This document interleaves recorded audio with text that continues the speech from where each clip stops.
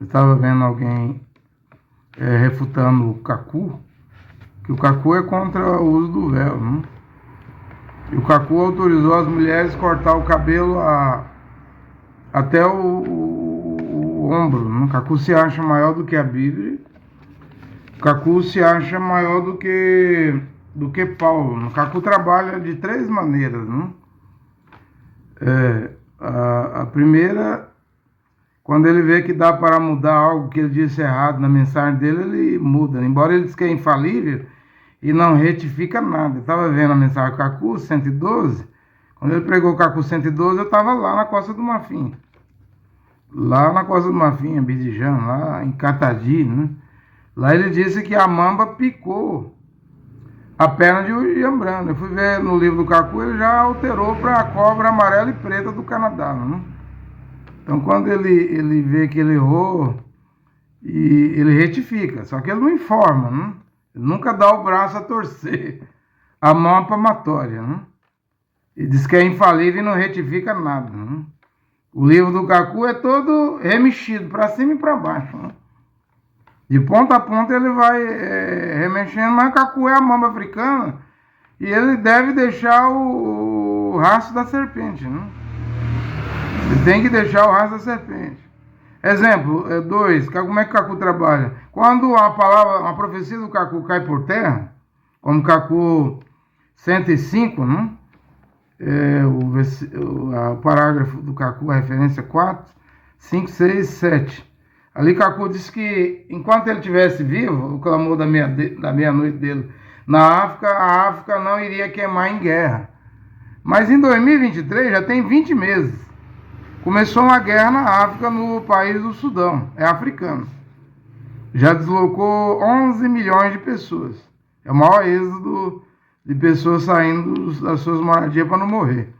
E já morreu dezenas e dezenas de pessoas, né? É a guerra no Sudão, né? Isso aí o Kaku apagou do livro dele. Embora todo membro cacuísta, todo fiel do Kaku sabe que o Kaku disse que enquanto ele estivesse vivo e o clamor da meia-noite dele estivesse lá na África, na Costa do Marfim, não haveria guerra em nenhum lugar na África. Para que o clamor dele soasse e os negros africanos fossem salvos, recebessem a salvação. O Kaku diz que é salvador, né? Mediador. Ele diz, mas não é, mas diz que os negros iriam receber a salvação em paz. Olha o Sudão. O Sudão está em guerra. E guerra feia, né? Mas ele apaga. Ele apagou, né? Muita coisa. Por exemplo, Kaku fala que em 1995, um anjo de Satanás dava as revelações para ele. Visões, sonhos, revelações. Ele correu lá e apagou. Por que ele apaga? Porque isso compromete o Kaku, mostra que Kaku é falso profeta. Também Kaku trabalha de uma terceira maneira, né? Ele pega um acontecimento que ocorreu lá no futuro e traz para o passado. Por exemplo, ele foi preso, não sei se foi em 2000 até 2021 ele estava preso. Aí ele colocou isso lá no Kaku 1. Kaku 1 é de 2002, né? Ele escreveu aquilo em 2002, ele pega um evento lá de 2021, traz para 2002 e ninguém no cacuísmo fala nada. Todo mundo engole calado, porque na doutrina do Kaku, o Kaku diz que quem duvidar de um ponto da mensagem dele deve ser expulso para sempre. Mas o próprio Kaku apaga, modifica, traz acontecimento do futuro para o passado. O próprio Kaku faz uma bagunça. É o maior bagunceiro, profeta bagunceiro, né? E o que vai acontecer com o Kaku? O que vai acontecer com ele? Nessa bagunça, dessa pregação dele. É uma bagunça tão grande que lá tem divórcio, lá o homem pode ser pregador, dirigir congregação e ter 2 mulheres. O próprio Kaku casou 7 vezes com 7 mulheres, né? Tem um harém lá na Costa do Marfim, lá com várias mulheres, né? É uma bagunça, aí não tem salvação, né? Agora, ele é bom para depenar, né? Para depenar, né? Arrancar as penas. Ele é bom para dinheiro. Aqui vou dar um exemplo aqui. Ele diz aqui no Kaku 38, referência 3, né? Sobre dízimo. E Paulo nunca mandou pagar dízimo. Mas veja o que o Cacu faz. Ele está dizendo que quem não paga dízimo é ladrão e vai para o inferno.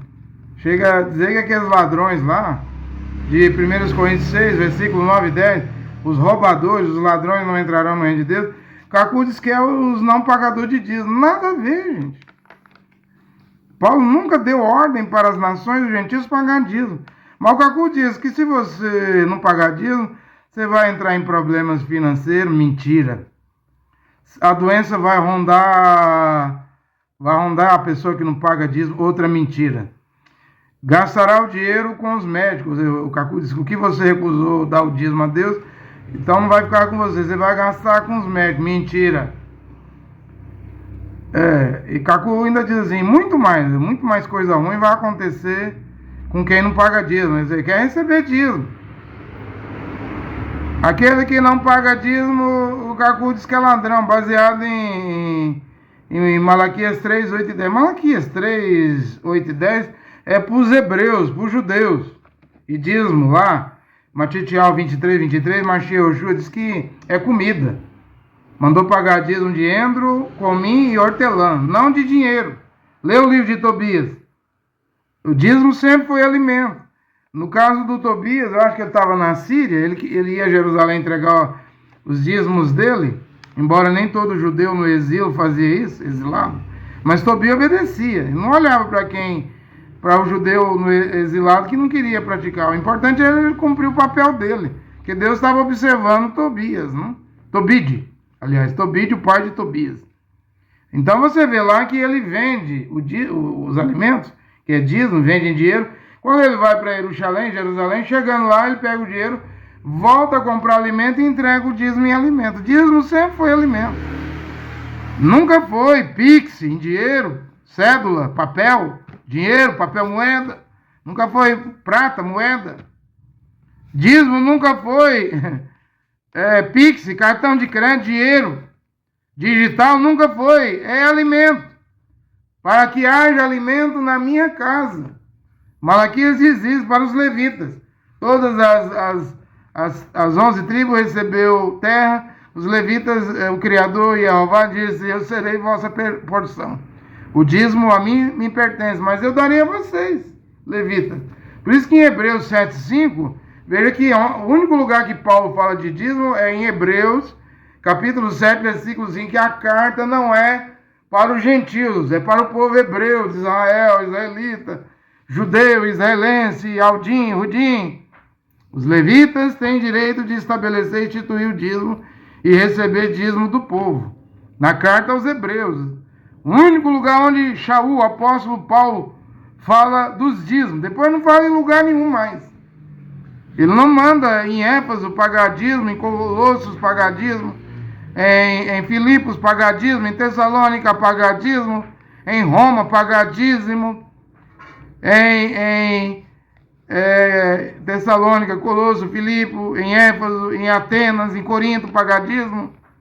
Só na carta dos hebreus, mas a carta dos hebreus é para o povo israelense, é para o povo hebreu, o povo ialdim, judeu, iudim. Dá para entender isso? Que vocês estão sendo depenados, católicos, protestantes, pentecostais, deuteropentecostais, neopentecostais, vossos pastores. Nesse trabalho de colhedismo, eles arrancam a pena. Faz você virar uma galinha pelada, um galo pelado. Eles não ficam só em dízimo, não. Eles querem outras contribuições. E foi no segundo concílio de Macon, no ano 583, que a Igreja Católica Romana trouxe o dízimo. Eu já disse que a Igreja Romana não trouxe a circuncisão, porque tanto dízimo e circuncisão é antes da Torá do profeta Moisés, dos 613 mandamentos. E a circuncisão entrou como mandamento e o dízimo entrou como mandamento. Mas Paulo aboliu isso. Paulo não trouxe isso para os gentios, para as nações. Ele não aboliu para os judeus, os hebreus. Os hebreus devem pagar dízimo. Nós não temos mandamento para pagar dízimo. Você entende isso? Porém, a igreja romana não trouxe a circuncisão, que é a cirurgia de fimosa. Aí ia doer, não? Dói, né? Na pele, arrancar a carne, o excesso de carne. Mas ela trouxe coisa mais fácil. Primícias, dízimo.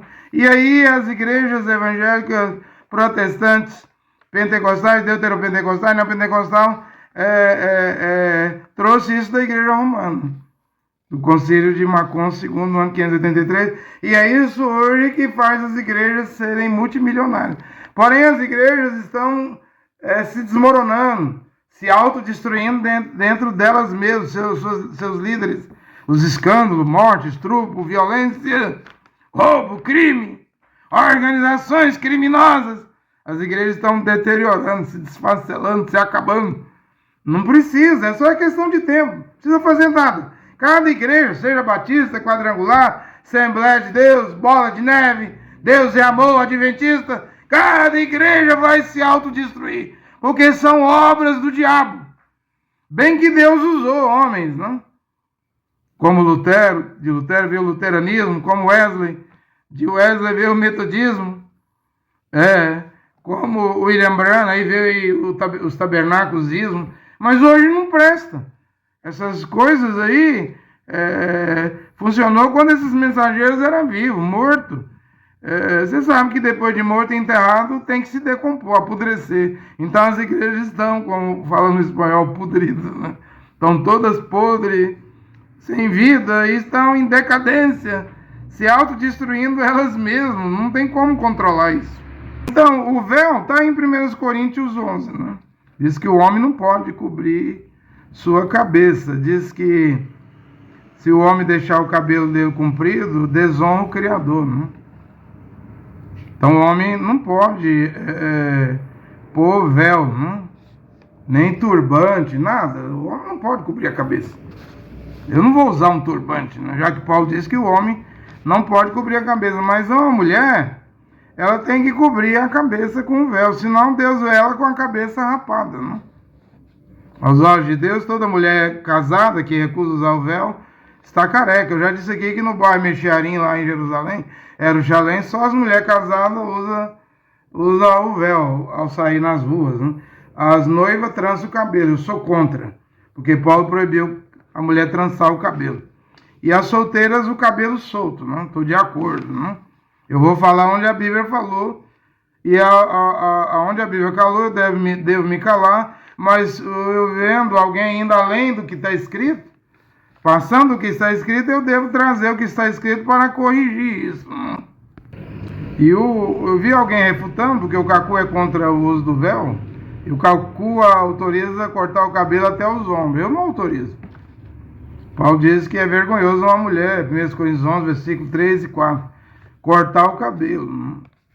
E se é vergonhoso ela cortar o cabelo e rapar a cabeça, que ela põe o véu, a cobertura. Aí ele diz aqui, ó, se o termo cabeça coberta se refere ao cabelo, o homem teria que usar a cabeça rapada. Então, o cabelo não é o véu.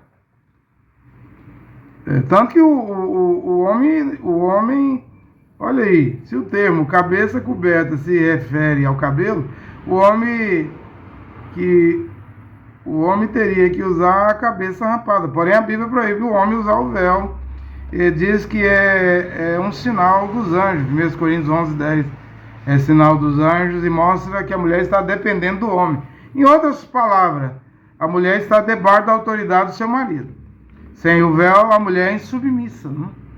Já mostrei aqui no tempo do Império Romano, o Suplício Galo, o cônsul lá do Império Romano, deu carta de divórcio para sua mulher, porque ela ousou, se atreveu a sair na rua sem o véu, né? Sem o véu, né? Aí o refutador, ele é a favor do véu, mas ele estava refutando o Cacu, estava olhando esse blog. Porém, ele fala que o véu antes era um sinal de honra, mas hoje já não é sinal de honra. Por que ele disse isso? Claro que é o sinal de honra hoje.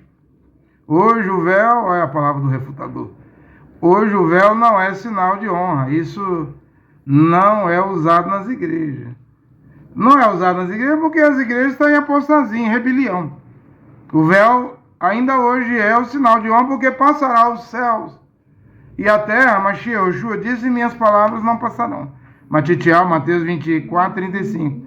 E Paulo disse que o mundo, os segredos dos homens ocultos e das mulheres, será julgado segundo o Evangelho de Paulo. Aos Gálatas 1:8, se alguém, ou nós mesmos, ou um anjo descendo do céu pregar evangelho diferente do que já foi pregado, considere amaldiçoado, anátema, maldito. Como o véu não é sinal de honra hoje, esse refutador está mal. Como que uma pessoa tem coragem de ler o que está escrito na Bíblia, defende e depois vem e diz que passou o tempo? Eu não acredito que passou o tempo, não. Por quê? Porque nós estamos no tempo da graça, da dispensação da graça. Era lá em Corinto, lá na primeira era, Éfeso, é o tempo da graça em Esmina, Pérgamo, Tiatira, Sardes, Filadélfia, e hoje, na última era, 2024, 119 anos de era de Laodiceia, é o tempo da graça. O que foi exigido lá em Corinto, Paulo disse que era para todas as igrejas, não? E que os irmãos não discutissem com quem quisesse criar caso. Mas hoje as igrejas, aliás, não era nem igreja lá no tempo de Paulo, deixa eu corrigir, era Kenessian, congregação ou Querrilá, não? Foi a igreja católica que mudou o termo Querrilá, Kenessian, hebraico, para eclesia no grego, igreja, não? Aí hoje todos os cristãos se chamam de igreja, mas como estamos voltando à palavra original, então vamos falar a verdade. A Kenessian e a Querrilá, aquela comunidade lá, do primeiro século, usavam véu. E como hoje é o de volta à palavra original, deve nascer de novo uma Querrilá, uma Kenessian com as mulheres casadas, as casadas, usando véu. E eu sou contra o que os ultra-ortodoxos fazem em Jerusalém lá, aqueles judeus lá que obrigam as noivas a trançar o cabelo. Tem um grupo lá no bairro Mexiarim, lá, ultra-ortodoxo, que obriga a mulher a rapar a cabeça no dia do casamento e usar peruca, não? Eu também sou contra. É vergonhoso a mulher cortar o cabelo e rapar a cabeça. Acredito que naquele lá que está surgindo, deve surgir, o véu vai estar na cabeça das mulheres. Que a mulher casada, ela só deve mostrar o seu cabelo ao seu esposo, ao seu marido. Eu vi outro dia uma mulher muçulmana dizendo que na casa dela, ela tira o véu, que as muçulmanas usam véu, pro pai dela, pro tio dela, pra mãe dela, pro irmão dela, pros parentes dela. E ela diz que quando vem uns amigos na casa dela, amigos pessoais, ela diz que retira o véu. Ela não vê problema em mostrar o cabelo dela para os amigos, sendo ela muçulmana. Porém, eu afirmo que, de acordo com 1 Coríntios 11, são 15 escrituras, uma mulher só deve mostrar o seu cabelo ao seu marido, a ninguém mais. É o que eu afirmo nesta hora. É o sinal de honra da mulher. E as mulheres não trazem o véu. E Paulo diz que uma mulher que não usa o véu desonra a sua cabeça, que é o seu marido. E se um homem cobrir a cabeça, ele desonra a cabeça do varão, do homem, que é o machia. Mas eu gostei desse termo aqui, né? Ele defende o véu e depois é contra o véu. Mas ele diz aqui, ó, se o termo cabeça coberta se refere ao cabelo, o homem teria que usar a cabeça rapada. Quer dizer, cabeça coberta é o tecido, é o véu. O homem não deve usar, mas é para a mulher usar nesta hora, né?